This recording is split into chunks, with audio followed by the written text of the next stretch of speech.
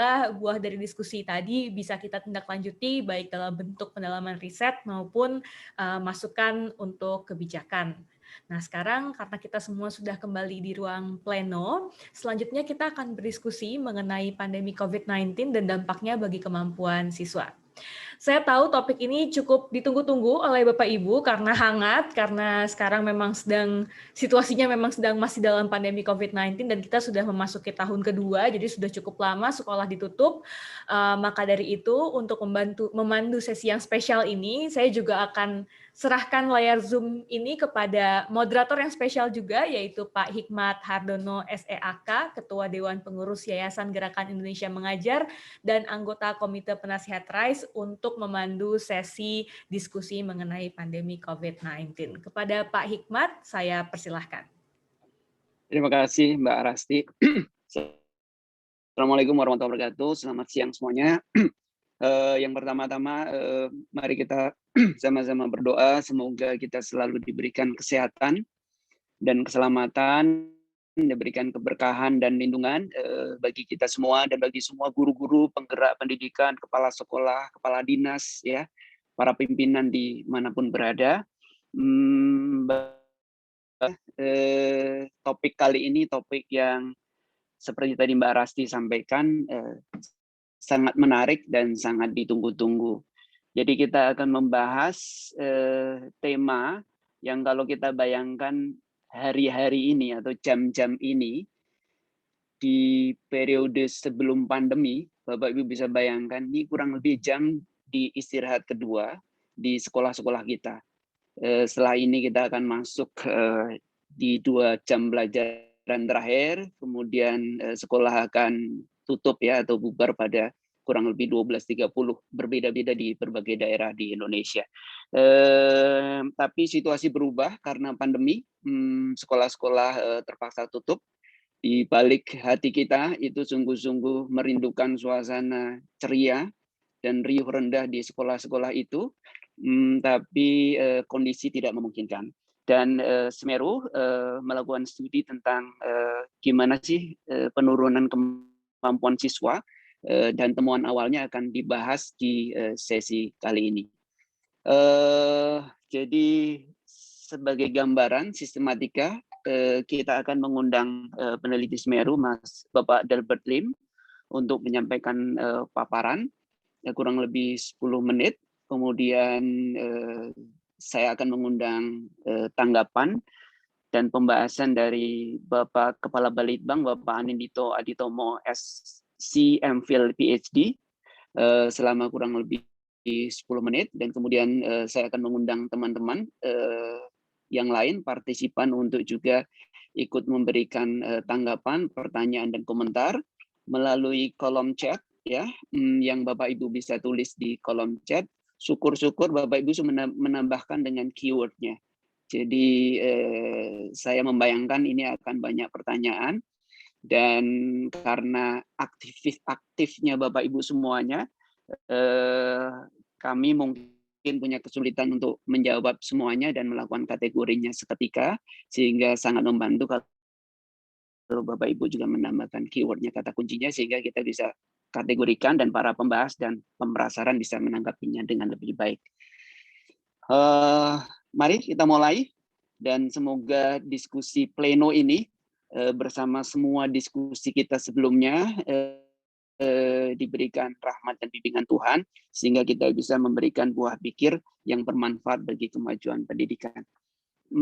Mas Delbert Lim, silahkan 10 menit berikutnya. Oke, terima kasih Pak Hikmat. Ini saya izin share screen dulu. Oke, selamat siang semuanya. Perkenalkan, saya Delbert dari Semeru. Saya hari ini mau presentasikan sebagian dan temuan awal, temuan yang masih tadi Pak Darno juga bilang di awal itu masih sangat preliminary. Jadi studi ini sendiri itu sebenarnya bukan bagian dari jajaran studi utamanya RISE gitu. Jadi studi ini itu baru dibuat itu sekitar bulan Agustus, bulan September tahun 2020. Dan di saat awal studi itu juga sedang pengambilan data tahap akhir di daerah Bukit Tinggi yang di studinya itu Mas Bima tadi di ruangan 2. Dan saat kebetulan jadi saat kita sedang melakukan pengambilan data itu, kita juga mewawancari sekitar 1.500 orang tua di Bukit Tinggi untuk mengumpulkan informasi mengenai bagaimanakah sebenarnya kira-kira praktek pembelajaran di rumah di Bukit Tinggi. Dan di sini itu kita bisa melihat hasilnya. Di sini itu belum ada hasil assessment karena sebelum membahas hal tersebut, saya sebelumnya ingin membahas dulu konteks yang ada di Bukit Tinggi itu seperti apa. Jadi bagaimanakah praktek pembelajarannya, dan agar nanti saat kita membahas hasil assessment itu kita sudah lebih mengetahui kira-kira bagaimanakah hal tersebut bisa terjadi. Pertama itu saya ingin membahas grafik di kiri atas sebelah sini. Itu di sini kita bisa melihat kalau misalnya mayoritas dari siswa di Bukit Tinggi itu tetap belajar seperti biasa. Jadi ini 81% siswa itu tetap belajar 6 hari seminggu, itu jumlah hari normal siswa di Bukit Tinggi belajar. Meskipun sebenarnya jumlah siswa yang belajarnya jadi berkurang itu nggak sedikit ya, jadi ada lumayan banyak di sini. Tapi yang menurut kami pribadi itu lumayan mencengangkan itu adalah bagaimana mayoritas siswa itu nyaris sama sekali tidak berkomunikasi dengan gurunya saat belajar di rumah. Jadi kita bisa lihat yang garis biru yang besar ini itu adalah siswa yang hanya berkomunikasi dengan gurunya itu 1 hari atau tidak sama sekali. Jadi kalau tidak salah itu terbagi sekitar setengah-setengah. Dengan hanya minoritas sebenarnya di sini yang belajar dengan berkomunikasi setiap hari dengan gurunya. Dan mungkin ini grafik yang di sebelah sini itu bisa dijelaskan dengan media yang paling sering digunakan untuk PJJ di Bukit Tinggi. Jadi kita bisa lihat di sini, sebagian besar, overwhelmingly, itu anak-anak itu belajar hanya melalui aplikasi pesan atau WhatsApp. Dan kebanyakan itu menggunakan aplikasi pesan pribadi keluarga. Jadi jalur komunikasi antara siswa dengan gurunya itu selama pembelajaran jarak jauh hanya terjadi antara guru mengirimkan tugas atau materi ke orang tua, lalu anak tersebut akan mengerjakan. Jadi dari sini itu kita memiliki hipotesis atau memiliki sebuah teori kalau misalnya di Bukit Tinggi ini kebanyakan peran pengajar yang saat pembelajaran di rumah itu ada di peran orang tua. Dan ini juga didukung dengan angka ini. 93% siswa di Bukit Tinggi, bahkan sebelum pandemi itu sudah didampingi orang tuanya. Jadi mungkin itu kebijakan sekolah atau juga mungkin itu sebuah kebijakan yang dirasa yang paling tepat itu adalah untuk mengirimkan materi dan juga tugas itu kepada orang tuanya. Dibandingkan dengan guru itu mengajarkan langsung melalui video call atau melalui pesan atau melalui aplikasi lainnya. Dan dari hal yang kita lihat di sini, dari praktek pembelajaran ini, ternyata hasil yang kita lihat itu adalah seperti ini. Ini itu tingkat pendidikan, jadi ini kelas 1 SD, 2 SD, ini tahun 2019, dan ini tahun 2020. Menariknya itu di sini kita bisa melihat kalau misalnya ternyata hasil asesmen tahun 2020 itu di atas hasil asesmen tahun 2019. Dan ini itu hasil yang terus terang itu aneh dan kita tidak expect gitu, karena di semua literatur yang ada mengenai contohnya dampak penutupan sekolah karena bencana alam atau dampak efek liburan sekolah, itu semuanya mereka bareng-bareng secara unanimously itu melihat adanya penurunan kemampuan belajar. Tapi di sini kita bisa lihat kalau misalnya sebenarnya itu kemampuan belajarnya itu malah naik.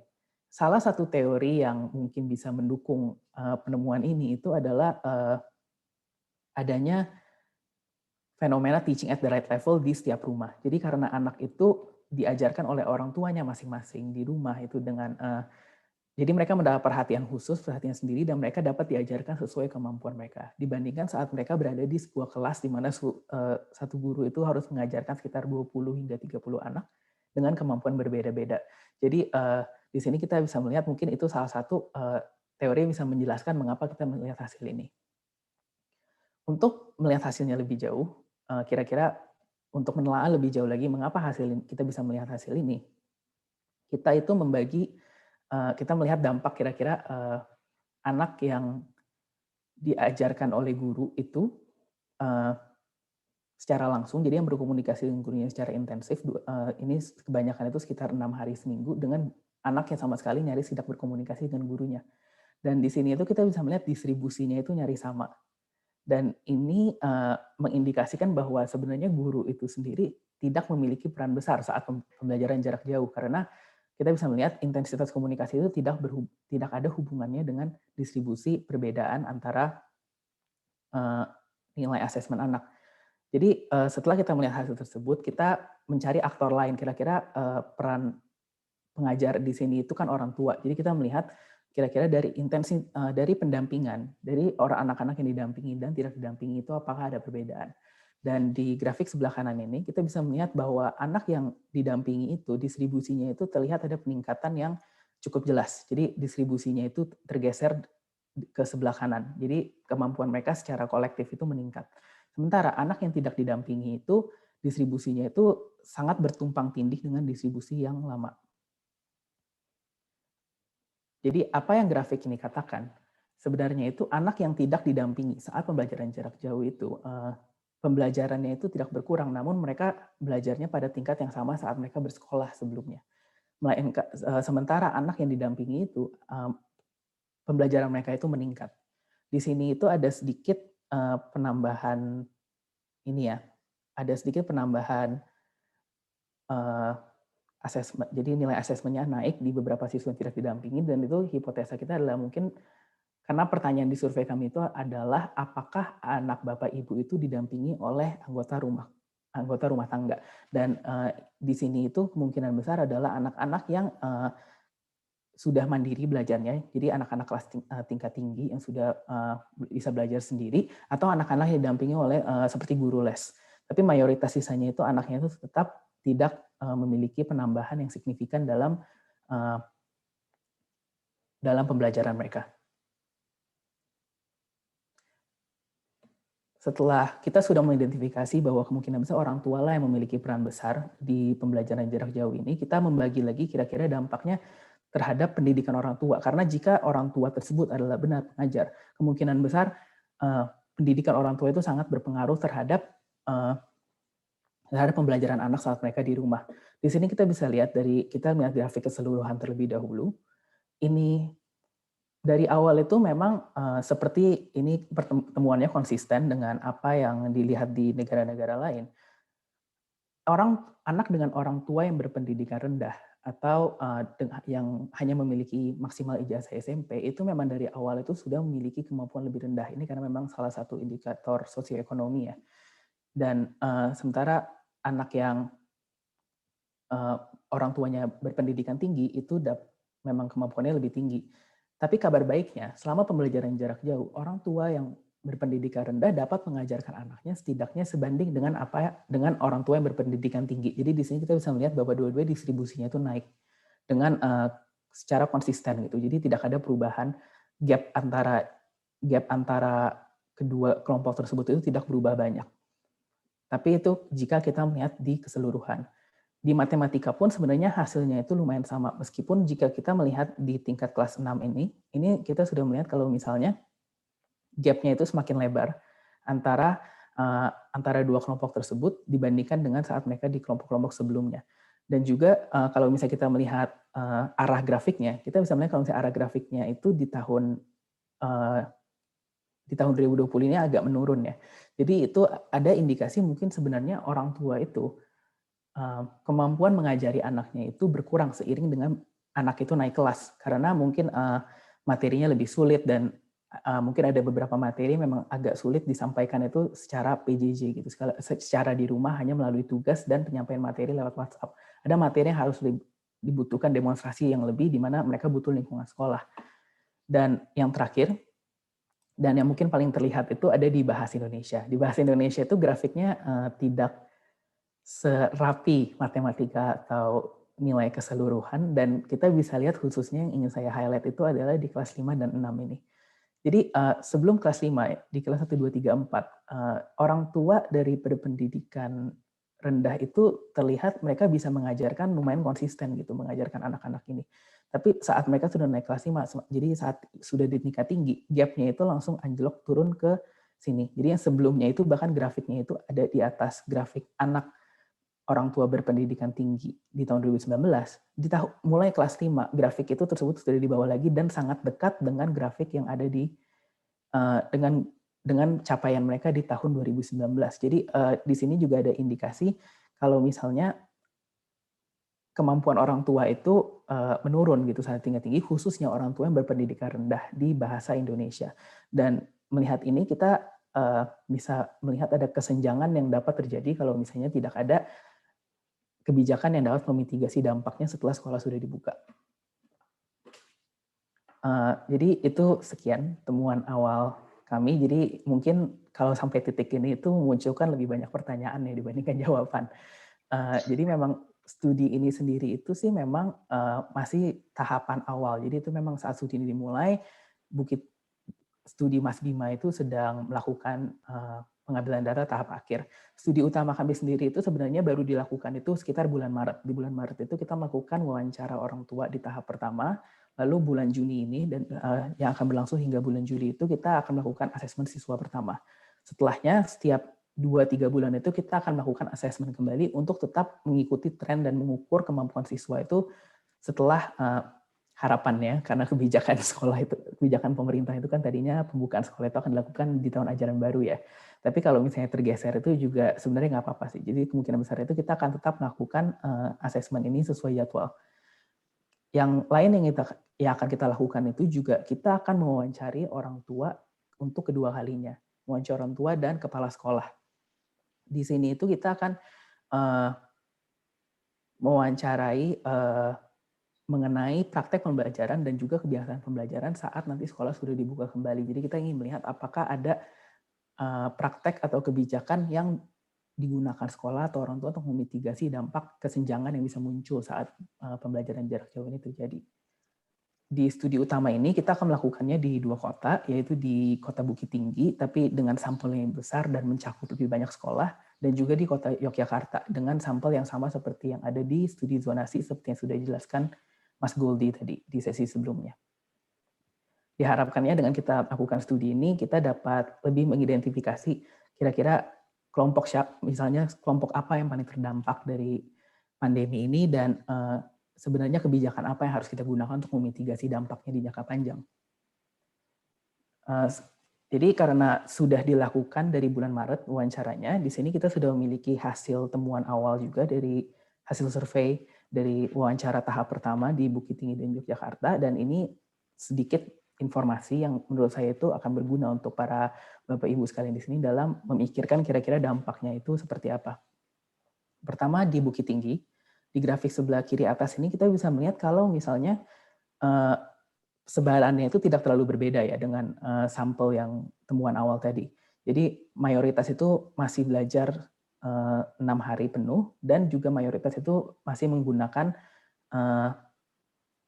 tidak berkomunikasi secara intensif dengan gurunya. Dan di sini kita bisa melihat ada informasi tambahan di sini di sebelah kanannya itu mayoritas dari siswa di Bukit Tinggi itu bergantung dengan pengambilan tugas. Jadi bukan hanya mereka berkomunikasi dengan gurunya itu melalui WhatsApp, tapi juga orang tuanya itu kebanyakan harus mengambil tugas secara luring, maksudnya mereka datang ke sekolah langsung untuk mengambil tugas dan anak tersebut hanya belajar melalui pengerjaan tugas tersebut. Dan temuan ini tuh mungkin agak kontras dengan apa yang kita temui di Jogja. Di Jogja itu lebih dari 50% ini itu mereka tetap secara intensif berkomunikasi dengan gurunya. Dan sebagian besar dari mereka itu menggunakan panggilan video untuk berkomunikasi. Jadi temuan kami di Yogyakarta itu adalah mayoritas dari siswanya itu tetap belajar secara tatap muka. Tapi melihat dari temuan kita yang sebelumnya itu, jika memang kemampuan orang tua itu menurun untuk mengajarkan anaknya seiring dengan anaknya naik kelas, itu kan memang berarti di Yogyakarta itu sangat penting untuk guru dalam menyampaikan materinya secara langsung, meskipun mungkin juga melalui panggilan video itu tidak dapat menyampaikan 100% materi yang disampaikan saat mereka bersekolah langsung. Tapi pada saat yang sama kita bisa lihat kalau misalnya di Yogyakarta sendiri itu masih ada minoritas yang bergantung kepada pengambilan tugas. Dan anak-anak inilah mungkin yang nanti bisa kita lihat kemungkinan akan mengalami penurunan kemampuan belajar yang lumayan besar gitu, karena materi kelas atas itu sulit dimengerti tanpa adanya instruksi langsung, dan jika orang tua tidak dapat mengajarkan anak-anaknya secara efektif, dan itu akan menjadi memunculkan permasalahan dan kesenjangan antar anak dari latar belakang sosioekonomi yang berbeda. Selanjutnya saya ingin membahas tentang pendampingan siswa saat pembelajaran jarak jauh. Di sini sih di Jogja dan di Bukit Tinggi, dua-duanya itu terlihat bahwa mereka itu sangat keterlibatan orang tua itu sangat tinggi di dua daerah tersebut. Di Yogyakarta pun meskipun proporsinya lebih besar di mana orang tua tidak mendampingi, ini kebanyakan kalau misalnya kami lihat hasil dari surveinya itu alasannya karena anaknya sudah mandiri, jadi anaknya itu sudah bisa belajar sendiri, apalagi di tingkat SMP, atau memang sudah didampingi oleh orang lain seperti guru les. Dan frekuensi pendampingannya pun lumayan intensif. Jadi ini sebagian besar 2/3 dari orang tua di Yogyakarta itu mendampinginya nyaris setiap hari. Dan di sebelah kanan ini mungkin yang juga dapat mendukung temuan awal kami itu adalah lama pendampingan di dua daerah tersebut itu meningkat secara signifikan selama pembelajaran jarak jauh. Jadi ini lama pendampingan hari dalam jam. Jadi dari sebelumnya anak-anak di Bukit Tinggi itu hanya didampingi sekitar sejam lebih sedikit selama perharinya, itu meningkat menjadi nyaris hingga 2 jam selama pembelajaran tersebut. Jadi memang ada bukti bahwa keterlibatan orang tua itu dari yang sudah tinggi dari nilainya sebelum pandemi menjadi lebih tinggi lagi saat pandemi, dan ini menunjukkan bahwa peran orang tua dalam pembelajaran jarak jauh itu sangat besar. Dan karena tampaknya memang orang tua itu keterlibatannya besar, kami melihat informasi apakah orang tua tersebut itu sebenarnya mendapatkan panduan. Dan memang mayoritas, jadi sebagian besar dari orang tua di Yogyakarta dan Bukit Tinggi itu mendapatkan informasi mengenai cara mendampingi anak. Bagaimana cara mendampingi anak dan bagaimana cara mengajarkan anak. Meskipun di sini kita bisa lihat masih ada lumayan besar ya ini proporsinya untuk anak-anak dan orang tua yang tidak mendapat informasi mengenai pembelajaran jarak jauh. Jadi mereka itu tidak diberitahu bagaimana cara mendampingi anak, bagaimana mengajarkan anak di rumah, dan inilah mungkin yang akan kelompok ini juga mungkin akan menjadi vulnerable gitu terhadap dampak pandeminya terhadap pendidikan mereka. Dan yang terakhir, ini statistiknya agak berbeda dan agak terlempar dari statistik yang lain ya, tapi ini menurut saya ini lumayan penting. Jadi dari sekian jadi dari 4.000 sampel kami yang wawancara, itu kami menanyakan seberapa besar resiko anak putus sekolah karena dampak pandemi COVID-19 di tahun depan. Dan 7%, jadi ini 7% dari orang tua itu mengatakan bahwa mereka itu anak tersebut itu resikonya sangat besar, dengan mayoritas dari jawab alasannya mengapa resikonya besar itu ada 2. Pertama itu adalah karena anak tersebut sudah kehilangan motivasi selama pembelajaran jarak jauh, dan yang kedua itu dan dengan proporsi yang lebih besar itu adalah karena anak sudah terlalu jauh tertinggal dibandingkan dengan kawan-kawannya, dan ini bisa terjadi karena berbagai hal ya, yang mungkin akan terlalu panjang kalau dibahas di sini. Tapi angka 7% sendiri itu sebenarnya sudah di atas rata-rata. Setahu saya tahun 2019 itu angka putus sekolah di Indonesia itu sekitar 6%. Jadi ini di kota urban, di daerah urban di mana standar pendidikannya tinggi, itu pun angka putus sekolah, risiko putus sekolahnya itu 7%. Jadi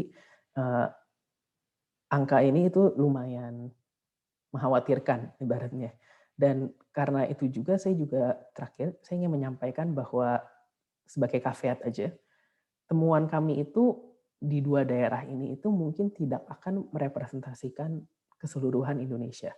Karena Yogyakarta dan Sumatera Barat adalah 2 provinsi dengan standar pendidikan yang tinggi. Dan jika kita melihat pecahan di dalam provinsinya itu, kota Yogyakarta dan kota Bukit Tinggi adalah 2 daerah dengan nilai UN tertinggi. Dan temuan yang kita lihat di sini itu, jadi meskipun tadi temuan awalnya itu hasilnya ternyata positif, itu sebenarnya bisa memunculkan temuan lain gitu di daerah lain. Jika memang peran orang tua besar, contohnya dalam pengajaran anak, jika mereka memiliki andil yang besar dalam menentukan apakah anak dapat belajar secara efektif selama penutupan sekolah ini, berarti ada banyak daerah mungkin yang di mana orang tuanya itu pendidikannya sangat rendah. Karena di Bukit Tinggi itu yang kita klasifikasikan sebagai berpendidikan rendah itu adalah orang tua yang memiliki ijazah SMP atau ke bawah. Tapi banyak di daerah lain di mana orang tuanya atau walinya bahkan yang mereka bahkan tidak memiliki ijazah SD atau hanya tamatan SD gitu, dan itu kemampuan mengajar mereka mungkin akan menurun secara signifikan. Terlebih lagi, temuan studi RISE di Mojokerto dan Kebumen itu juga menunjukkan bahwa keterlibatan orang tua dan sikap orang tua terhadap pendidikan itu sangat berbeda dari apa yang kami temukan di Kota Yogyakarta dan Kota Bukit Tinggi. Jadi ada kemungkinan daerah-daerah di mana orang tuanya tidak terlalu terlibat, di mana orang tuanya tidak memiliki sikap terhadap pendidikan yang sebesar yang kita lihat di Yogyakarta dan Bukit Tinggi itu tuh dapat menurunkan dan mereka tidak dapat memitigasi dampak pandemi sebelumnya. Jadi itu sekian presentasi dari saya, semoga berfaedah. Jadi saya kembalikan kepada Pak Hikmat, silakan Pak. Terima kasih Mas Delbert Lim ya. Presentasi yang impresif, satu dari cara menyampaikan, yang kedua dari isinya, dan isinya sebagian counterintuitif dan melahirkan banyak pertanyaan baru. Kalau ini ibarat film Mas Delbert, jadi isinya plot twist ya. Jadi kita tiba-tiba nggak bisa menebak ujung akhir dari paparan ini dan kesimpulannya. Buat saya pribadi yang paling menohok karena kalau anak udah kelas 6, orang tua nggak bisa mengejar pendampingan di rumah. Terima kasih refleksinya Mas Delbert. Bapak Ibu, saya undang pembahas, penanggap Pak Anindito. Monggo Pak, 10 menit berikutnya. Terima kasih Pak Hikmat, Mas Delbert juga, dan tim, terima kasih banyak Mas materi paparannya. Betul Pak Hikmat, sangat menarik ini ya. Tadi Mas Delbert menyampaikan bahwa studi ini sebenarnya bukan merupakan bagian dari rencana awal program RISE ya Mas Delbert ya. Itu bagi saya menarik karena itu menunjukkan bahwa yang perlu beradaptasi karena pandemi bukan hanya guru dan orang tua, tetapi juga peneliti pendidikan. Respon yang adaptif seperti ini saya rasa perlu mendapat apresiasi. Tanpa beradaptasi, riset dan peneliti tentu akan terancam kehilangan relevansinya. Jadi terima kasih atas inisiatif yang adaptif ini, Mas Delbert dan tim. Sejauh yang saya tahu, yang dipaparkan tadi adalah penelitian pertama yang melihat dampak pandemi pada hasil belajar siswa. Ya, meskipun hanya pada satu kota, tetapi data seperti ini sangat berharga. Ada beberapa studi lain, termasuk yang sudah dilakukan oleh teman-teman Pusdikjak di Balitbank, tetapi fokusnya pada praktik pembelajaran dan persepsi.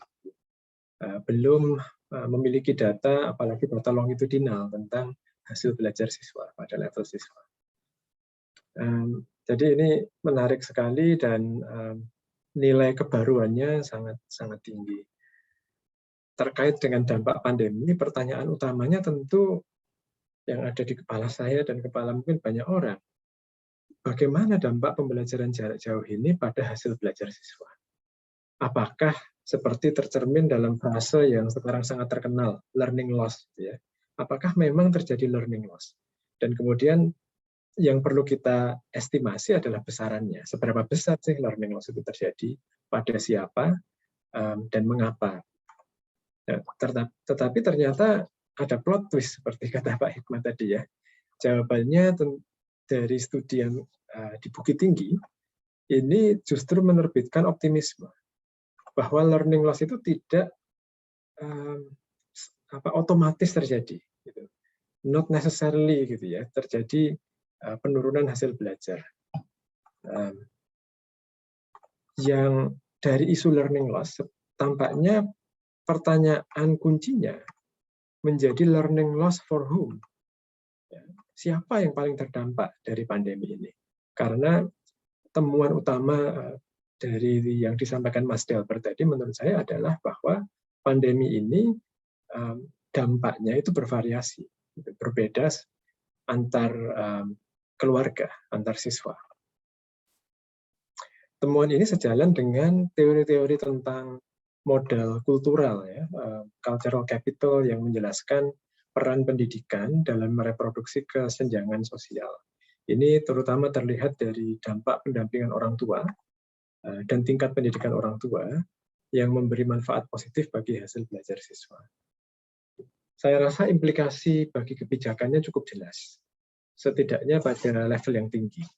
Ya, pemerintah perlu mengidentifikasi kelompok mana saja yang paling rentan, yang paling terdampak oleh pandemi, dan memfokuskan sumber daya untuk menguatkan kelompok-kelompok tersebut. Karena obviously ini dampaknya tadi tidak simetris ya, jadi kebijakannya pun harus asimetris sesuai dengan kebutuhan. Khusus tentang orang tua, tampaknya pemerintah juga mulai perlu memikirkan secara lebih sistematis dan serius cara untuk memberdayakan dan membantu orang tua agar bisa menjadi mitra yang lebih efektif dalam pendidikan anaknya. Kita perlu mengkaji kebijakan seperti apa yang mendorong orang tua untuk bisa terlibat lebih aktif dan apa yang diperlukan orang tua untuk bisa mendampingi anaknya. Tapi memang temuan tadi masih temuan awal, justru memantik beberapa pertanyaan di kepala saya dan rasanya mungkin banyak audiens di sini ya. Misalnya, apakah temuan ini bisa mewakili daerah-daerah lain? Tadi Mas Delbert menyampaikan caution tentang itu. Tentu tidak bisa digeneralisasi, tetapi mungkin pertanyaannya adalah temuan ini mewakili daerah dengan karakteristik seperti apa? Kita bisa ekstrapolasinya itu kepada daerah dengan karakteristik seperti apa. Apakah memang yang menjadi pembeda adalah keterlibatan orang tua yang tinggi di Bukit Tinggi ini? Atau sebenarnya ada hal-hal lain yang bisa diduga memberi pengaruh pada temuan ini. Kemudian dimensi waktu, gitu ya. Seiring dengan semakin lamanya pandemi, apakah potret optimis dari studi ini masih bisa kita lihat di tahun kedua ini. Seberapa kuat daya tahan orang tua, daya tahan anak, daya tahan keluarga dalam mendampingi pembelajaran anak-anaknya. Mungkin pertanyaan ketiga terkait dengan dimensi jenjang pendidikannya. Kalau tadi grafiknya sepertinya ada cenderung menunjukkan bahwa pendampingan orang tua itu menjadi berkurang efektivitasnya seiring dengan kenaikan jenjang kelas. Apakah betul begitu? Dan apakah itu bisa kita interpretasikan bahwa di jenjang SMP dan SMA kemungkinan peran orang tua ini menjadi semakin lemah lagi. Sementara tanggapan saya seperti itu, sekali lagi saya menyampaikan apresiasi pada responsivitas dari Mas Delbert dan tim Semeru di kajian ini. Terima kasih, saya kembalikan ke Pak Hikmat. Baik, terima kasih Pak Anindito. Bapak Ibu, kita punya waktu sampai jam 12.09 atau 12.10 lah kurang lebih. Demi efektivitas, saya akan bagi dua termin. Ada beberapa pertanyaan yang sudah masuk di tahap awal ini, di termin awal ini. Saya ingin mengundang secara khusus Pak Fasli Jalal dan Pak Ahmik dari Kemenak. Pak Fasli Jalal, salah satu Dewan Penasihat RISE juga untuk menyampaikan tanggapannya lebih awal. Jadi Pak Fasli, kemudian Pak Amih. Terima kasih Mas Hikmat. Ya, terima kasih. Ini too good to be true kata orang ya. Tapi kita anggaplah ini pleasant surprise gitu ya, bahwa ternyata learning loss yang kita cemaskan tidak terjadi di Bukit Tinggi. Nah, memang ini perlu kita kejar lagi.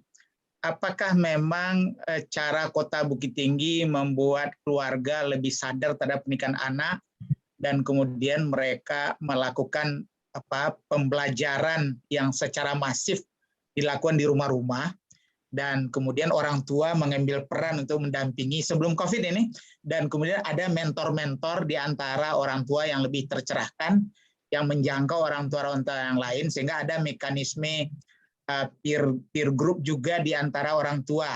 Dan kalau ini menunjukkan gradasi dari pengetahuan juga, berarti kualitas pendampingan dari orang tua ini mungkin bisa menjelaskan kepada kita kenapa kok di Bukit Tinggi agak anomali ya. Yang kedua, mungkin dalam studi berikutnya ini, dalam pengumpulan data berikutnya, ada enggak bisakah diketahui cara-cara orang tua mencari bahan-bahan untuk membuat dia lebih kuat mendampingi anak-anaknya ini? Apakah dia berlangganan ruang guru, atau dia juga masuk ke websitenya Dikbud, atau dia punya mekanisme sesama orang tua dengan WA group atau apa berbagi? Jadi, dan seberapa besar upaya mereka untuk keep up dengan kebutuhan mendampingi anak-anaknya. Nah, kalau dua ini memang terbukti ada dan sistematis, saya kira kita sangat bangga ini bahwa ternyata ada sebuah kota dengan sampel yang cukup besar gitu ya. Ternyata learning loss yang kita cemaskan tidak terjadi di sana. Walaupun ini masih preliminary. Tapi saya nggak tahu yang di Jogja ini nggak ada ya grafik-grafik mengenai bagaimana tahun 2019 dibandingkan 2020 dengan level pendidikan ibu yang tadi itu belum dikumpulkan ya Mas Delbar ya, data yang sama dengan Bukit Tinggi ini. Terima kasih. Oke, terima kasih untuk pertanyaannya Pak Fasli. Jadi kalau baik, terima kasih tanggapannya Pak Fasli. Izin Mas Delbert kita simpan dulu ya. Saya undang Pak Amih, kemudian nanti sekalian ditanggapin oleh Mas Delbert. Pak Amih, monggo Pak Amih. Baik, terima kasih Pak Hikmat. Ini bersyukur mendapat presentasi yang sangat bagus hasil studi ini.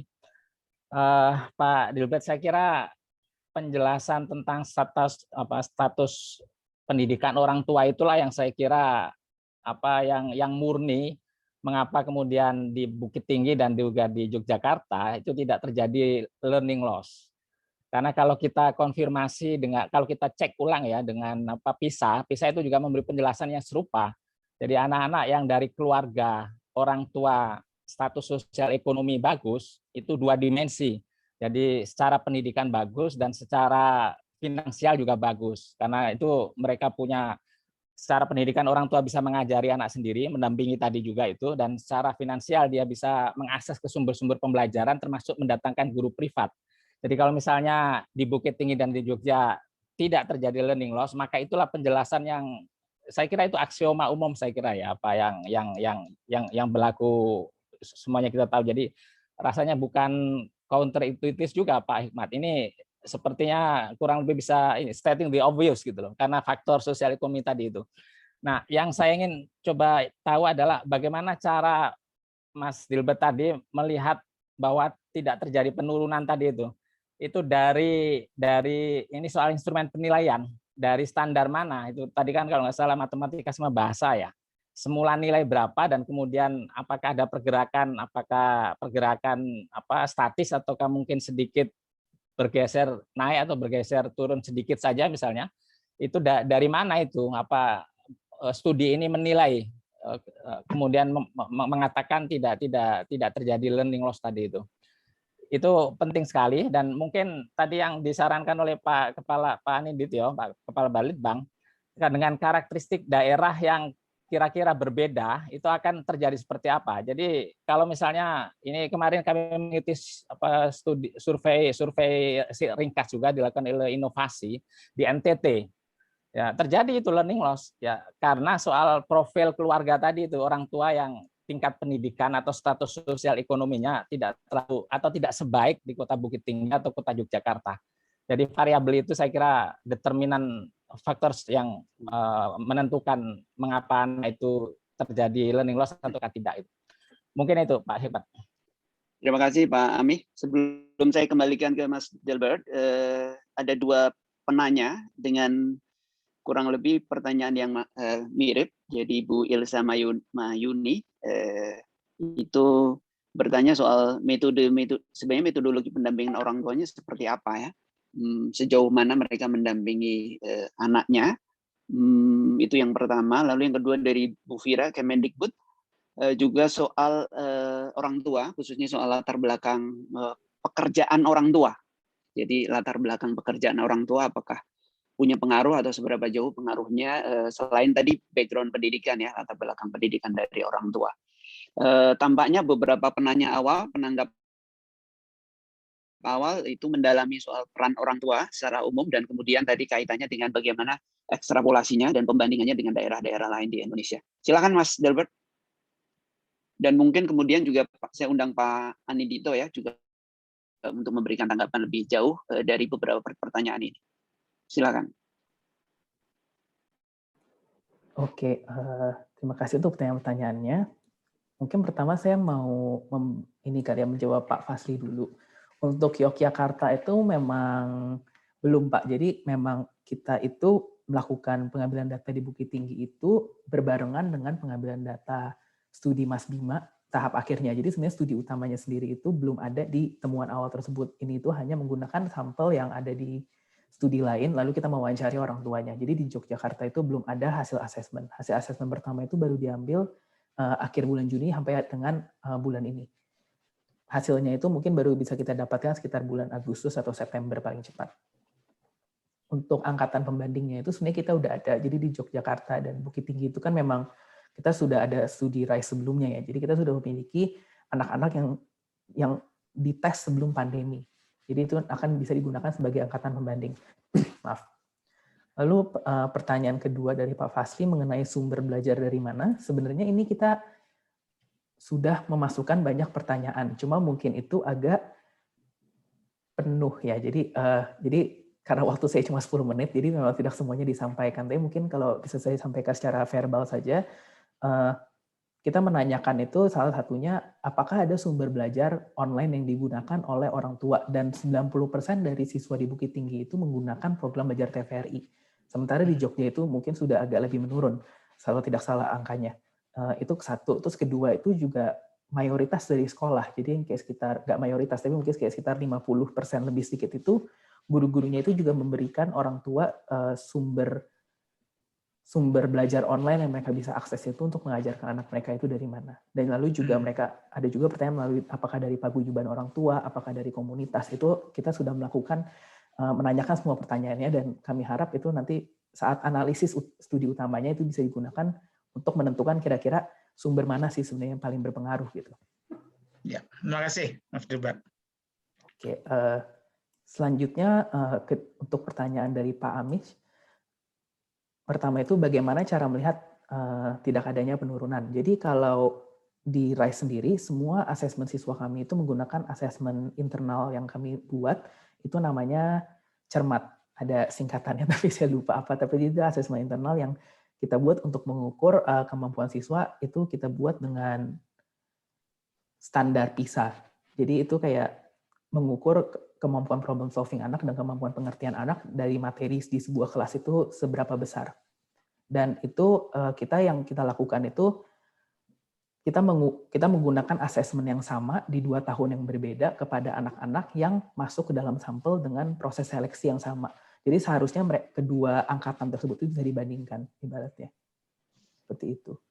Lalu untuk menanggapi statement yang kedua, yang di NTT itu ditemukan adanya learning loss karena budaya keluarga, itu memang mungkin iya, dan selain budaya keluarga dan selain keadaan sosioekonomi keluarga, keadaan rumah tangga keluarga, itu juga mengenai yang saya lihat sih budaya pendidikan di daerah tersebut. Karena Bukit Tinggi itu daerah di mana orang tuanya, di mana komunitasnya itu sangat-sangat mengedepankan pendidikan seperti itu. Jadi banyak dari mereka yang merantau untuk ke Pulau Jawa untuk belajar lebih jauh lagi, dan orang tua itu benar-benar mendedikasikan diri mereka itu untuk pendidikan anak.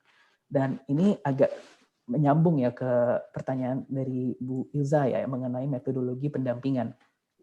Jadi kalau saya sempat baca sedikit tadi itu, kira-kira anak itu didampinginya seperti apa, dan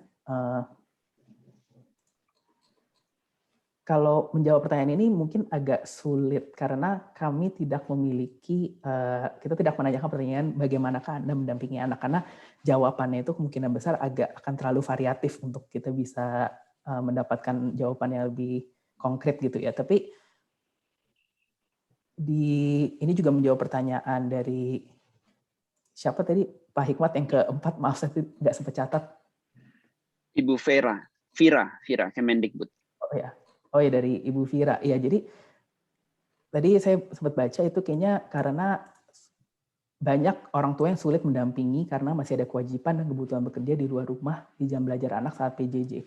Jadi kalau di Bukit Tinggi sendiri itu mungkin agak special case ya, karena bahkan sebelum pandemi pun mayoritas dari orang tua mereka itu sudah mendampingi anaknya. Jadi mereka sudah terbiasa mendampingi anaknya, sudah terbiasa mengajarkan anak mereka, sehingga saat pandemi ini mulai, kemungkinan besar itu mereka meneruskan kebiasaan tersebut, hanya meningkatkan seberapa lama mereka mendampingi anaknya. Jadi tampaknya budaya pendampingan anak ini itu sudah menjadi kebiasaan gitu untuk orang-orang di Bukit Tinggi, untuk orang tua di Bukit Tinggi, sehingga tidak terlalu memunculkan banyak tabrakan gitu dengan misalnya jam kerja, karena memang sudah dijadwalkan dari awalnya. Mas Gilbert, boleh saya follow up tentang yang terakhir itu ya? Ya, silakan Pak Nino. Apakah pernyataan terakhir yang Anda observasi dari Bukit Tinggi itu terjadi juga di Yogyakarta? Kalau tingkat pendidikan orang tua di Jogja kan memang tinggi gitu ya. Tetapi apakah budaya keterlibatan orang tua itu sama dengan di Bukit Tinggi? Atau berbeda, dan kalau berbeda kenapa kira-kira? Jadi sebenarnya kalau temuan kami itu kan agak berbeda ya, dalam artian bahwa di Jogja itu kita mewawancari orang tua yang anaknya berada di jenjang SMP, sementara di Bukit Tinggi itu kita mewawancari anak-anak yang orang tuanya berada di jenjang SD. Jadi jika kita bandingkan, memang rata-rata itu orang tua lebih banyak yang mendampingi anaknya itu saat mereka masih lebih kecil gitu. Sementara saat mereka sudah lebih dewasa, mereka sudah dianggap lebih bisa mandiri untuk belajar. Dan jika memang saya melihat, saya menanyakan alasannya kenapa tidak ada yang mendampingi anak, kebanyakan alasan di Jogja itu adalah karena memang orang tua tersebut itu merasa anaknya sudah mandiri saja, dan atau sudah didampingi guru, satu sudah bisa belajar bersama temannya di asrama atau di tempat lainnya, seperti itu. Dibandingkan di Bukit Tinggi itu karena memang masih SD, jadi mungkin keterlibatannya itu tingkatnya lebih tinggi. Seperti itu. Tapi di saat yang sama memang di dua daerah tersebut angkanya relatif tinggi sih Pak. Jadi bukannya mereka sangat berbeda kontras itu. Jadi perbedaan itu tadi kan hanya sedikit, tapi tetap mayoritas. Jadi lebih dari 80% orang tua itu tetap mendampingi anaknya saat belajar. Dan mungkin salah satunya itu karena ada jam belajar masyarakat juga kali ya di Jogja itu. Jadi kayak sudah dialokasikan waktu setiap harinya itu memang di mana orang tua itu, di mana anak itu harus belajar, dan orang tua pun juga terlibat gitu dengan pembelajaran mereka. Terima kasih Pak. Okay. Pak Hikmat, saya baik Mas menanggapi satu poin lagi ya Pak Hikmat. Silakan Pak Nino. Sekalian tadi ada beberapa tanggapan Pak Nino. Sekalian kalau berkenan juga untuk memberikan tanggapan. Oke, tapi mungkin tidak semuanya ya karena waktunya terbatas. Sayangnya penelitian seperti yang dilakukan di Bukit Tinggi ini sulit atau bahkan tidak mungkin direplikasi Pak Mas Delbert ya. Karena kan pandemi sudah terjadi gitu ya. Ini kan natural experiment yang kalau kita mau membandingkan antara sebelum dan setelah pandemi, ya kalau semuanya sudah mengalami pandemi, bagaimana kita bisa membandingkan kalau memang belum ada data sebelum pandeminya gitu. Mungkin penelitian yang bisa dilakukan dan akan sangat relevan untuk pengambil kebijakan adalah in the line of yang disampaikan Pak Fasli tadi. Kita perlu paham praktik-praktik pendampingan di rumah yang efektif itu seperti apa. Orang tua yang mampu mencegah terjadinya learning loss pada anak-anaknya, itu melakukan apa sih mereka? Sehingga kita bisa memikirkan kebijakan yang membantu orang tua yang belum bisa melakukan itu. Apa sih yang diperlukan orang tua supaya bisa efektif juga mendampingi anaknya dan mencegah learning loss setidaknya pada kompetensi-kompetensi yang mendasar seperti literasi dan numerasi ini. Ini mendesak untuk kita lakukan karena kalau tidak kita tangani secara sistematis, maka gap antar wilayah dan antar status sosial ekonomi akan semakin besar ke depannya. Siapa yang tadi menyampaikan ya bahwa nature dari pembelajaran itu kan kumulatif. Kalau ada gap yang seolah tampak kecil di kelas 1, kalau itu tidak diadres secara sistematis untuk ditutup, maka gap ini akan semakin besar seperti bola salju yang semakin lama semakin besar. Kalau sudah di SMP, di SMA akan sangat sulit untuk menutupnya. Itu Pak Hikmat, terima kasih. Pak Hikmat, boleh minta pendapat Pak Melvi dikit yang Kepala Dinas kota Bukit Tinggi gimana menurut beliau? Iya. Apa Baik, Pak. yang membuat kotanya menjadi berbeda gitu? Ada enggak yang Baik. bisa dipelajari secara mikro dari observasi beliau? Baik, baik Pak Fasli usulannya. Jadi saya juga mengundang, ini ada beberapa pertanyaan. Jadi yang pertama saya mengundang Pak Bandi, kemudian yang kedua saya mengundang Pak Iwan Syahril, yang ketiga tadi Kepala Dinas Pendidikan Bukit Tinggi. Ini termin terakhir, jadi nanti setelah 3 penanya ini, kemudian saya mengundang Mas Delbert dan Pak Nino untuk memberikan closing remarks. Silakan Pak Bandi lebih dulu, monggo Pak Bandi.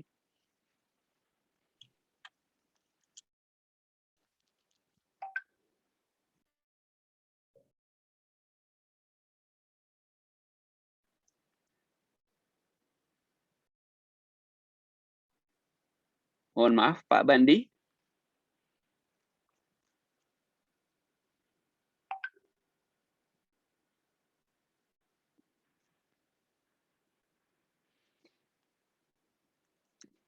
Atau sambil nunggu Pak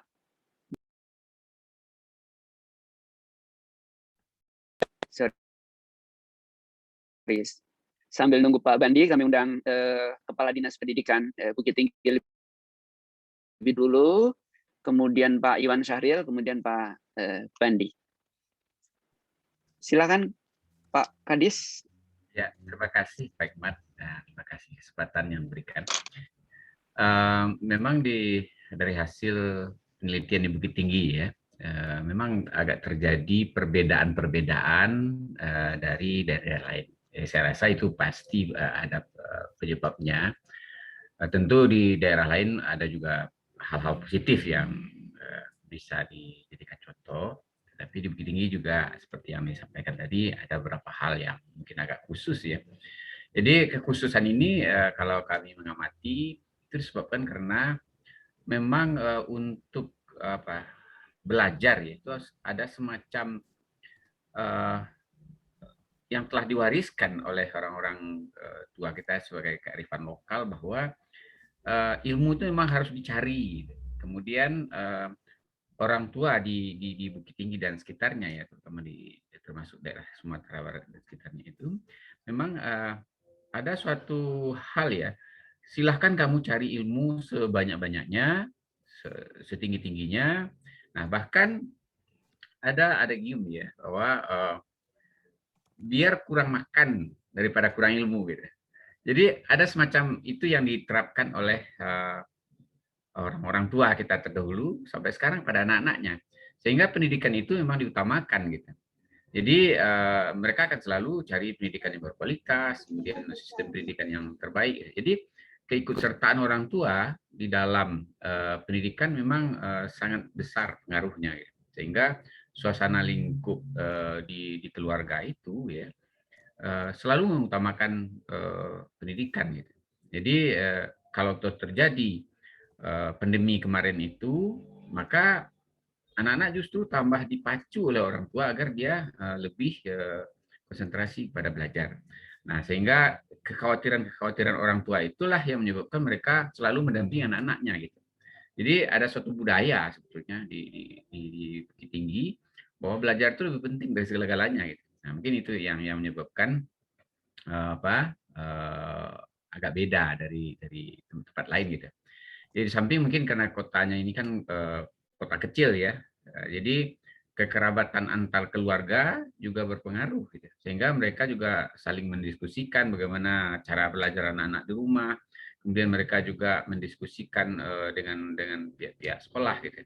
Jadi perhatian itu yang sangat besar sekali dari orang tua terhadap kemajuan pendidikan anak-anaknya, gitu.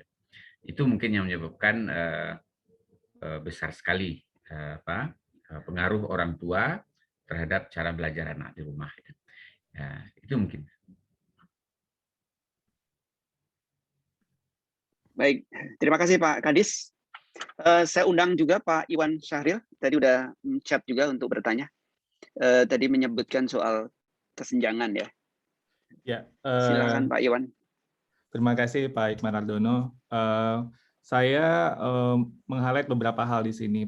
pertama ini sebuah narasi positif ya, sebuah narasi positif yang mungkin jarang kita dengar gitu, dan too good to be true tadi istilahnya Pak Fazly.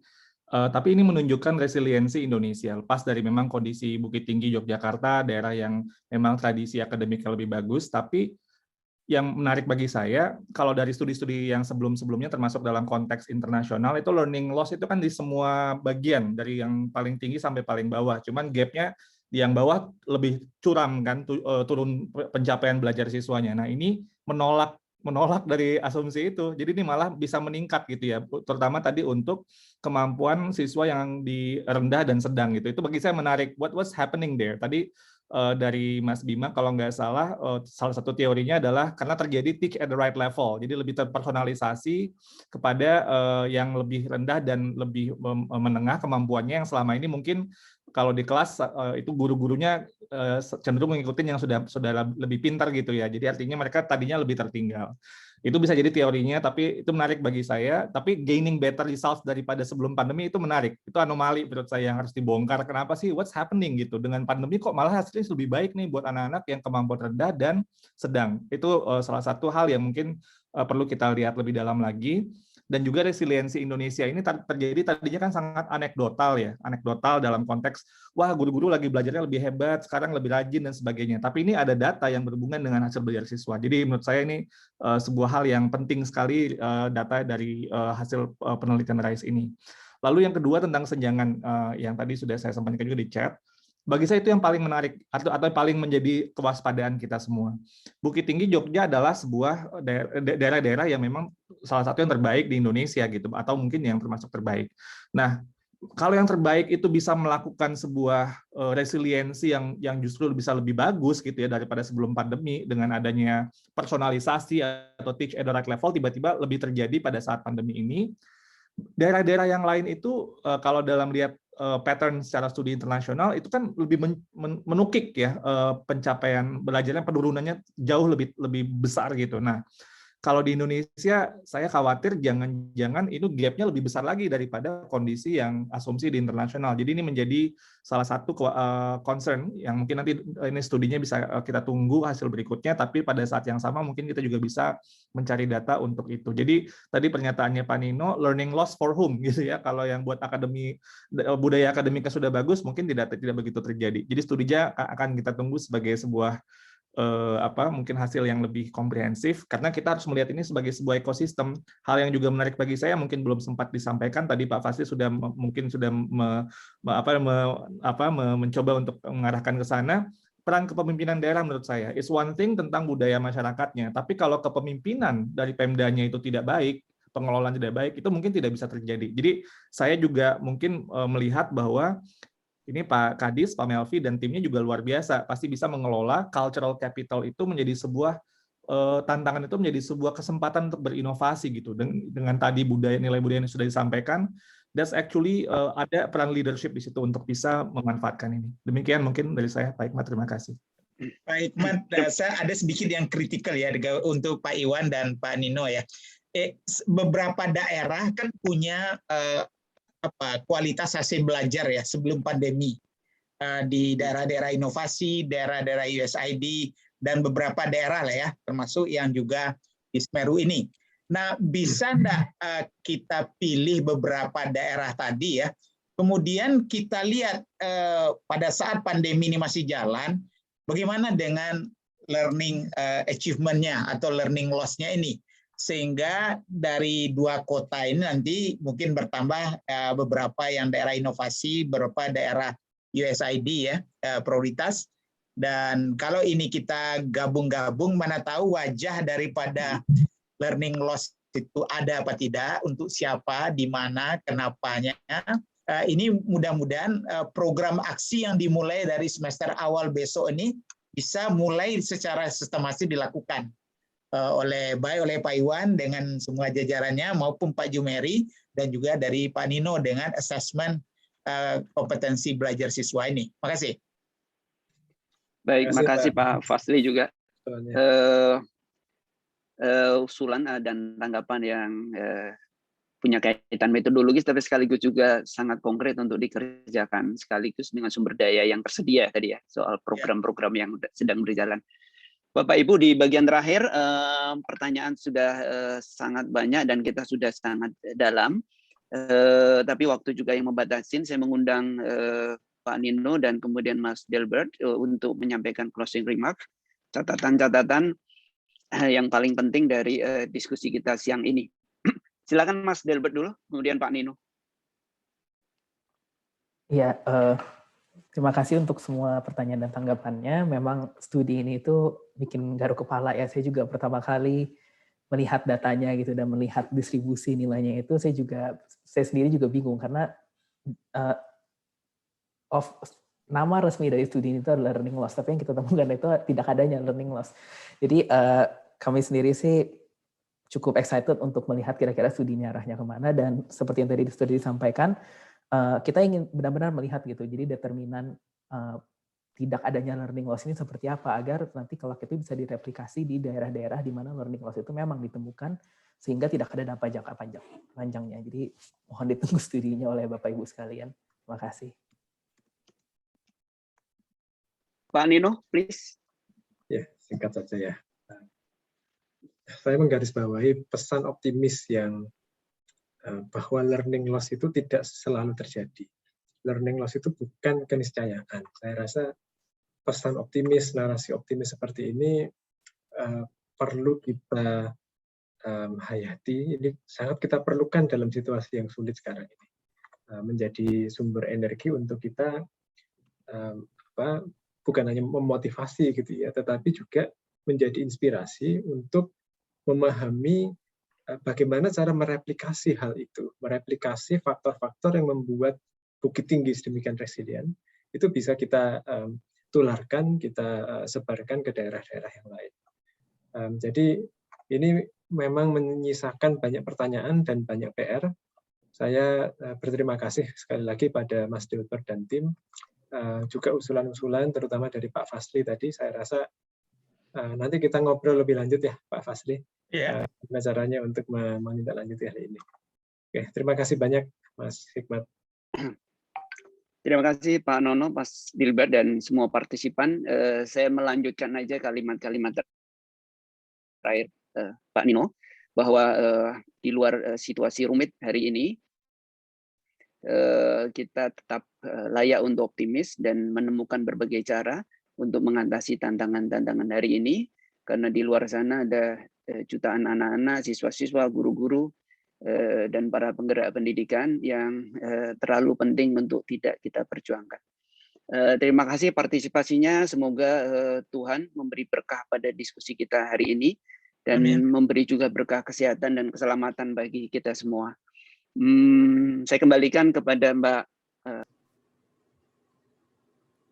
Terima kasih banyak Pak Hikmat. Sungguh seru sekali ya diskusi kita. Saya sampai menikmatinya tuh sangat enjoy gitu melihat diskusi-diskusi yang sangat bersemangat dari Bapak Ibu semua. Memang betul ya, banyak sekali misteri yang perlu kami, tim RISE khususnya, dan juga rekan-rekan peneliti lain dan mitra-mitra pembangunan lain bongkar dari data yang sedang kami kumpulkan mengenai learning loss ini untuk siapa dan bagaimana. Dan tapi seperti kata Mas Nino tadi, ini sebenarnya bisa jadi harapan, tapi juga bahan refleksi akan potensi ketimpangan yang akan meningkat setelah pandemi ini nanti berakhir.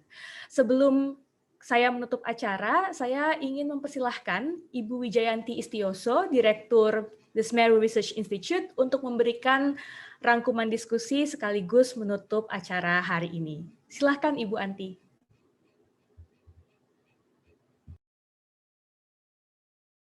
Ibu Anti masih di mute sepertinya, nampak. Ini kayaknya frasa yang paling sering muncul ya dalam 1,5 tahun terakhir. Silahkan Ibu Anti.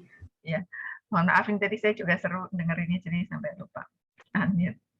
Ya, terima kasih Rasti. Assalamualaikum warahmatullahi wabarakatuh. Selamat siang, salam sejahtera untuk kita semua.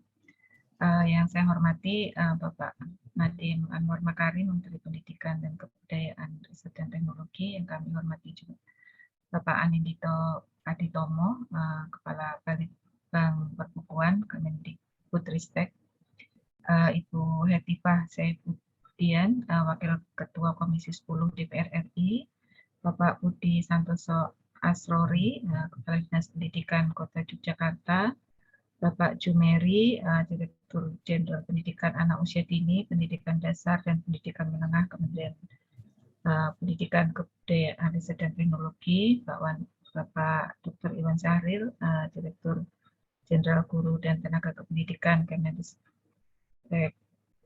Kemendikbudristek, Bapak Amih Al-Rumani, Direktur Agama Pendidikan dan Kebudayaan Bappenas. Yang kami hormati juga para moderator, Bapak Irsyad Zamjani, PLT Kepala Pusat Penelitian Kebijakan, Balitbank dan Perbukuan, Kemendikbudristek, Ibu Rahmawati, Koordinator Substansi Analisis dan Pemanfaatan Hasil Penelitian dari Kemendikbudristek, Pak Hikmat Hardono, Ketua Dewan Pengurus Yayasan Gerakan Indonesia Mengajar dan anggota Komite Penasehat RISE. Yang kami hormati juga Ibu dan Bapak anggota Komite Penasehat Program RISE di Indonesia, Ibu Bapak perwakilan dari kementerian dan lembaga, Ibu Bapak perwakilan dari Dinas Pendidikan DKI Jakarta, Kota Bukit Tinggi, Kota Jogja, Kabupaten Kebumen, dan Kabupaten Goa, Ibu Bapak dari berbagai P4TK dan LPTK, dan Ibu Bapak peserta webinar lainnya. Tanpa terasa kita telah sampai pada penghujung acara webinar perkembangan program RISE di Indonesia yang mengambil tema meneliti respon daerah dalam desentralisasi pendidikan. Sebagaimana disampaikan oleh Pak Darno sebelumnya, bahwa program RISE ini hadir untuk memenuhi panggilan atas krisis pembelajaran yang banyak dialami negara berkembang termasuk Indonesia, dan ini akan berjalan selama 5 tahun yang rencananya mungkin tahun depan sudah akan berakhir, tapi kita tentunya berharap dan akan berupaya untuk terus mendukung terwujudnya pendidikan yang berkualitas melalui penelitian-penelitian ya. Jadi mudah-mudahan insya Allah penelitian-penelitian akan terus kita lanjutkan dengan berbagai sumber pendanaan dari berbagai sumber. Nah, pagi ini tadi kita sudah mendengarkan 4 presentasi yang diakhiri dengan presentasi yang sangat seru untuk didiskusikan tadi. Dan sebelum saya menutup acara ini, perkenankan kami menyampaikan sedikit rangkuman ya dari berbagai diskusi tersebut. Topik pertama yang kita bahas adalah mengenai adaptasi kebijakan penerimaan peserta didik baru PPDB berbasis zonasi oleh pemerintah Kota Yogyakarta, yang menunjukkan bahwa kebijakan zonasi ini telah berhasil memasukkan lebih banyak anak dari keluarga ekonomi rendah ke sekolah negeri, gitu ya.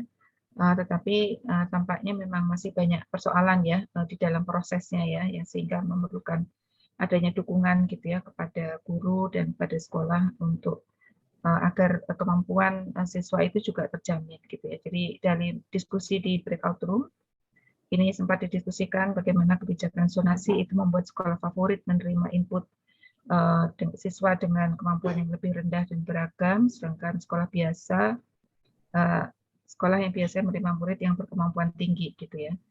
Beberapa sekolah negeri menerima anak dengan nilai yang lebih rendah tapi bisa menahan penurunan capaian pembelajaran gitu ya. Tapi beberapa sekolah swasta misalnya itu menerima sekolah dengan nilai anak yang nilainya lebih tinggi, tetapi juga tidak berhasil mendorong capaian pembelajaran yang lebih baik gitu ya. Jadi hasilnya tetap sama seperti biasanya lah gitu ya ini.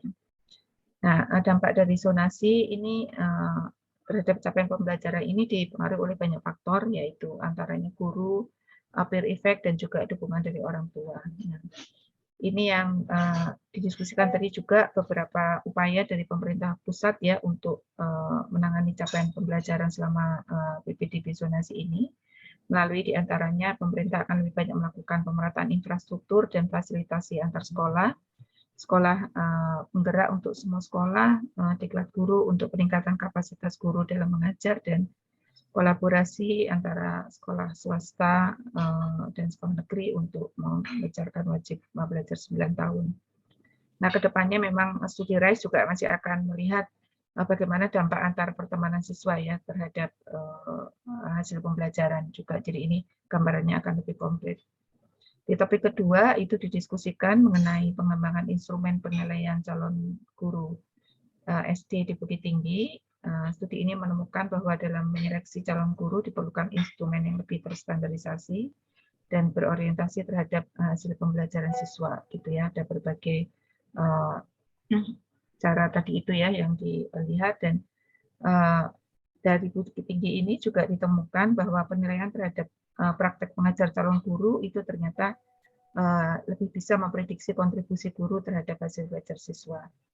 Nah, di dalam breakout room didiskusikan berbagai dilema ya yang dihadapi dalam seleksi guru, dan pada intinya diperlukan perbaikan kebijakan mekanisme seleksi dan rekrutmen guru PNS yang nantinya ini akan masih disusun juga oleh Kemendikbudristek ke depannya untuk dapat mengintegrasikan antara asesmen kemampuan guru yang berorientasi terhadap pembelajaran murid, gitu ya, selain motivasi dan niat calon guru, gitu ya. Ini yang akan dimasukkan dalam proses seleksi.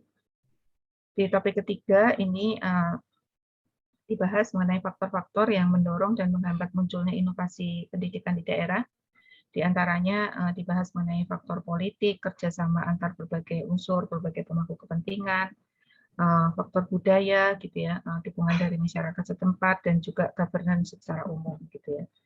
Dan sebenarnya dari studi ini diambil kesimpulan bahwa upaya yang perlu dilakukan untuk meningkatkan kualitas pendidikan di daerah itu selain peningkatan anggaran, itu juga para pengambil kebijakan di daerah diharapkan lebih bisa memprioritaskan perbaikan mutu pendidikan ya.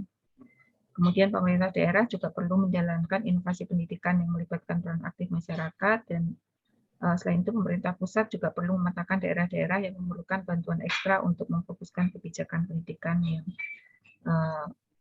yang agar peningkatan kualitasnya lebih cepat, gitu ya. Nah, dalam diskusi itu muncul isu mengenai bagaimana mendorong kemunculan inovasi ini menjadi sangat sensitif ya terhadap struktur sosial ya, gitu. Meskipun beberapa indikator seperti UKG dan ujian nasional di daerah itu mirip, tetapi bukan inovasi dari satu daerah yang bisa diimplementasikan ke daerah lain itu belum tentu terjadi, gitu ya. Public trust itu juga sangat berperan dalam memunculkan dan menjalankan inovasi di daerah yang dapat mendorong peningkatan kualitas pendidikan. Community oversight itu juga penting. Dan mungkin juga perlu dipertimbangkan bagaimana peran dan insentif agar kelompok-kelompok politik lokal itu juga bisa mendukung inovasi daerah, gitu ya. Dan bahkan muncul juga wacana bagaimana membatasi kekuasaan kepala daerah yang bisa menghambat inovasi. Memang di daerah lain itu kepala daerah menjadi champion ya untuk munculnya inovasi, tapi ternyata di banyak daerah justru bisa menghambat inovasi, gitu ya. Nah, terakhir ini tadi dipaparkan mengenai hasil awal ya yang masih sangat preliminary ya kayaknya dari sedikit preview lah, gitu ya. Hasil dari studi mengenai pembelajaran siswa selama pandemi, gitu ya, yang barusan kita ikuti bersama, sangat seru diskusinya, gitu ya, dan ini juga menimbulkan banyak pertanyaan, gitu ya, tapi memunculkan optimisme juga, gitu ya. Kita semua tentunya akan menunggu bagaimana hasilnya secara keseluruhan ya, yang karena nanti tampaknya penelitian baru akan selesai di bulan November, gitu ya. Dan tadi juga disebutkan bahwa ada studi dari inovasi juga, gitu ya. Tampaknya ini mungkin nanti insya Allah bisa juga dipadukan ya studinya antara yang dilakukan oleh tim RISE di Semeru dengan studinya inovasi. Jadi gambarannya bisa menjadi lebih komprehensif, gitu ya. Kalau mungkin Rasti bisa menginikan, tapi kalau nggak salah ini instrumennya juga sama ya Rasti ya. Gitu ya. Jadi itu mungkin sedikit penutup, dan ini tadi juga didiskusikan bagaimana peranan orang tua, latar belakang keluarga, budaya komunitas dan sebagainya, gitu ya. Jadi faktor-faktor yang beyond school, gitu ya. Ini yang sangat mempengaruhi pendidikan, gitu. Nah, akhir kata saya mengucapkan terima kasih ya kepada Ibu dan Bapak semua yang telah menghadiri webinar pada hari ini, memberikan tanggapan dan masukan yang sangat berharga bagi kelanjutan studi RISE dan juga penyusunan rekomendasi kebijakan terkait. Ucapan yang terima kasih yang tidak terhingga juga saya sampaikan kepada Kepala Balitbang Perbukuan Kemendikbudristek dan seluruh jajarannya yang telah mendukung acara ini dan juga secara terus-menerus mendukung penelitian-penelitian yang dilakukan oleh program RISE. Kami juga mengucapkan terima kasih ke berbagai daerah, berbagai PIM4TK, LPTK, dan berbagai pihak yang telah bersedia bekerja sama dan memberikan data informasi bagi penelitian yang kami lakukan. Bapak Ibu, anggota Komite Penasehat Program RISE juga yang senantiasa memberikan masukan bagi penelitian yang kami lakukan. Semoga hasil diskusi kita hari ini dapat memberikan kontribusi yang berarti ya dalam mengenali permasalahan tentang tantangan pendidikan, serta dapat menjadikan referensi solusi untuk meningkatkan kualitas pendidikan ke depannya. Selama pelaksanaan program RISE ini secara rutin kami mempublikasikan temuan maupun hasil-hasil penelitian dalam berbagai bentuk ya, termasuk kertas kerja, ada catatan kebijakan, artikel blog dan sebagainya yang bisa diakses di situs webnya RISE gitu ya. Jadi silakan Ibu Bapak secara rutin melihat ke website kami untuk melihat studi-studi terbaru maupun perkembangan studi-studi yang kami lakukan. Nah, dalam kesempatan ini juga tidak lupa saya mendoakan agar kita semua tetap sehat gitu ya. Jangan lupa untuk tetap menerapkan dan mematuhi protokol kesehatan sehingga mudah-mudahan insya Allah pandemi ini juga segera berlalu. Sekali lagi kami ucapkan terima kasih, sehat selalu dan sampai berjumpa kembali di webinar RISE yang berikutnya. Assalamualaikum warahmatullahi wabarakatuh. Waalaikumsalam warahmatullahi wabarakatuh. Terima kasih banyak Ibu Anti atas closing remarks-nya. Bapak Ibu sekalian, tak terasa karena seru sekali kayaknya tadi diskusinya, sudah tiba juga di penghujung acara. Saya ingin mengucapkan apresiasi yang sebesar-besarnya atas segala komentar, refleksi, masukan, serta berbagai sumbangan ide-ide baik di breakout rooms maupun tadi di pleno yang sangat seru sekali.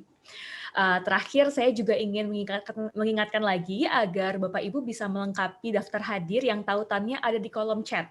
Jadi nanti dari daftar hadir ini, jika diisi, panitia dapat mengirimkan email berisi bahan paparan dari seluruh pembicara dan juga akan mengirimkan souvenir ke alamat rumah Bapak Ibu. Jadi ditunggu saja kiriman dari panitia kejutannya.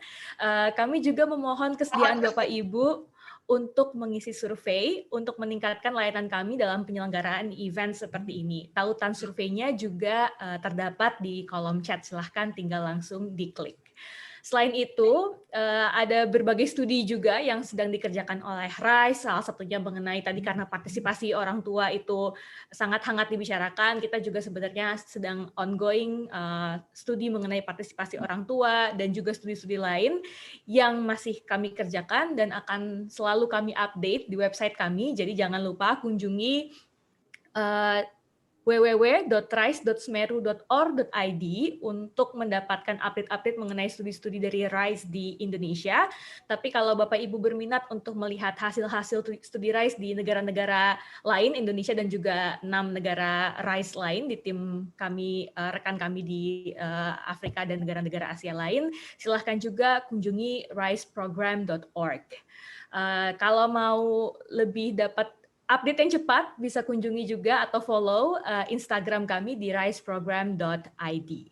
Akhir kata, mari kita semua jaga kesehatan fisik dan juga kesehatan mental yang tidak kalah pentingnya agar kita dapat tetap terus berkarya bagi kemajuan pendidikan meski di masa sulit seperti sekarang. Semoga Tuhan Yang Maha Esa senantiasa menjaga kita, memberi kekuatan bagi keluarga tercinta dan juga negeri tercinta. Selamat siang. Wassalamualaikum warahmatullahi wabarakatuh. Waalaikumsalam warahmatullahi wabarakatuh. Waalaikumsalam. Terima kasih Bapak Ibu. Salam sehat semuanya. Salam buat semua. Selamat ya Mbak Nuning, terima kasih. Mbak Nuning. Semua kayaknya kangen Mbak Nuning. Kelihatan Bu Nuning.